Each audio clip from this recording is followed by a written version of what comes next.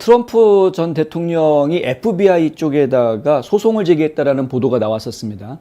어제 그런 뉴스가 오후에 나왔는데 그 소송을 제기했다라는 표현은 약간의 오해의 소지가 있고요. 정식으로 이야기하면은 모션을 낸 건데요.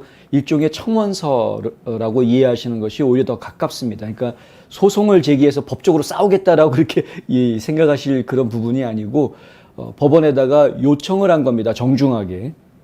그렇게 이해하시는 것이 오히려 더 맞습니다.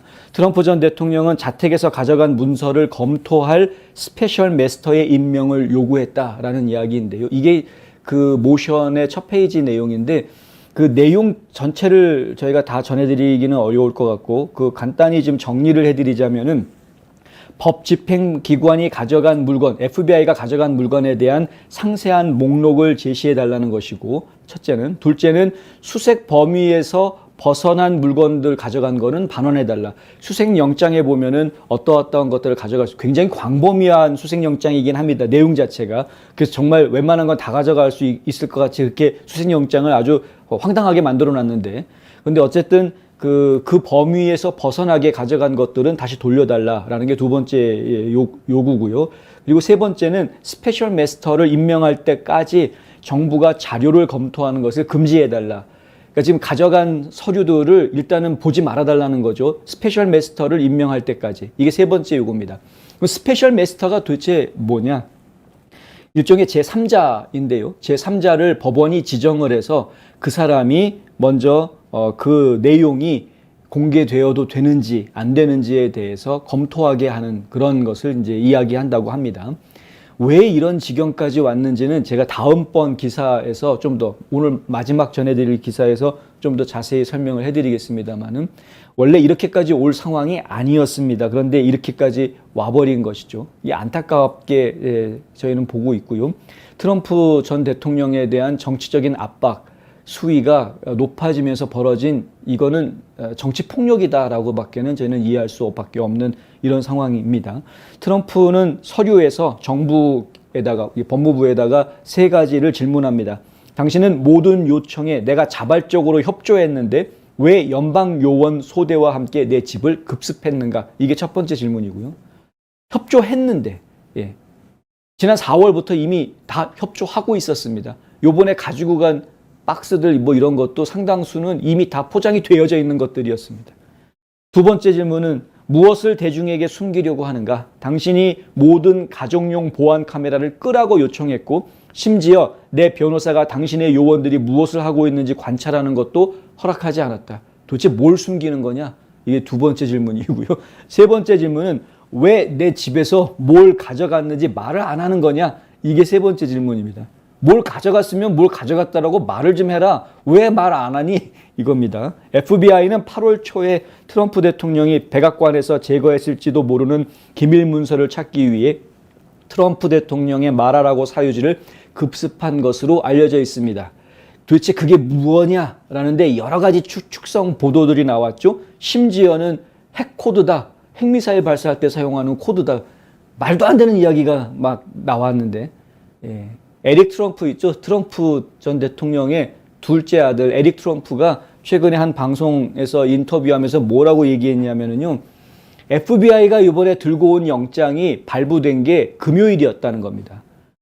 만약에 핵 코드 같이 시급한 것을 찾을 그런 생각이었다면은 금요일 날 영장 발급받았을 때 바로 금요일 날 오든가 아니면 토요일 날 왔어야지 왜 월요일 날 와가지고 영장 집행을 하느냐 이거죠. 그러니까 그렇게 위급한 게 있었던 게 아니다라는 이야기입니다.